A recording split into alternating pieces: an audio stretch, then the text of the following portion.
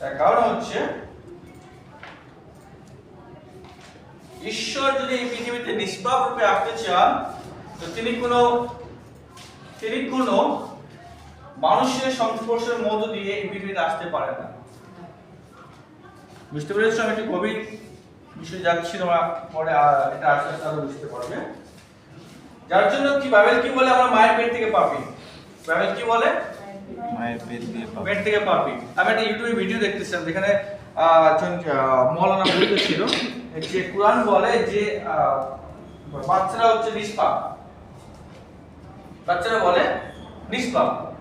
একই কথা আমাদের ভারতীয় যে হিন্দু শাস্ত্রে বলা হয়েছে যে বাচ্চা হচ্ছে নিষ্পাপ, কিন্তু বাইবেল আমাদের বলে যে আমরা মায়ের গর্ভ থেকে পাপী। কিভাবে সম্ভব?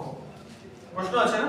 আমি তাদেরকে প্রশ্ন করেছিলাম, সেখানে আমি কমেন্ট করেছিলাম যদি বাচ্চা নিষ্পাপ হয়ে থাকে তাহলে কি হবে বাবার রোগগুলো বাচ্চার মধ্যে আসতেছে?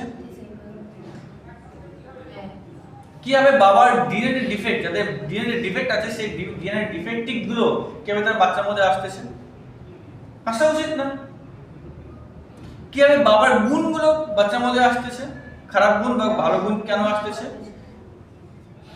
কেন একটা কথা বলে চোরের ছেলে চোর কেন বলে?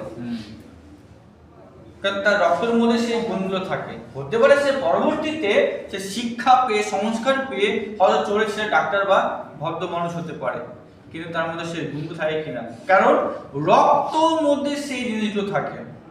আর বিজ্ঞান কি বলে? ডিএনএ এর মধ্যে সেগুলো কোডিংস থাকে। বুঝতে পারছো?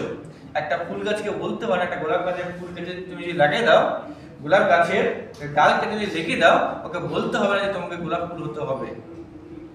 ওই যেই গাছে তুমি ডাল কেটেছো সেই গাছে যে ধরনের ফুল উঠতো সেই ফুলে কিন্তু ডাল থেকে উঠবে এবং সেই রঙেরই ফুল হবে এবং সেরকমই গন্ধ উঠবে। কাউকে বলে দিতে হবে না। কেন? কারণ সেটা হচ্ছে ডিএনএ বলে।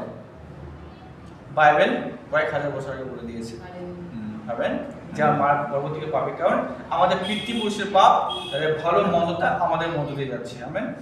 এটা ডিফারেন্ট করে যে অন্যান্য গ্রন্থের সাথে বাইবেলকে। হালেলুয়া। আমরা ছিলাম কোথায়? তো এখানে কি বলেছে? যদি ঈশ্বর তিনি মানুষের সংস্পর্শের মধ্য দিয়ে পৃথিবীতে আসতো তো ঈশ্বরের মধ্যে কি ঢুকে যেত?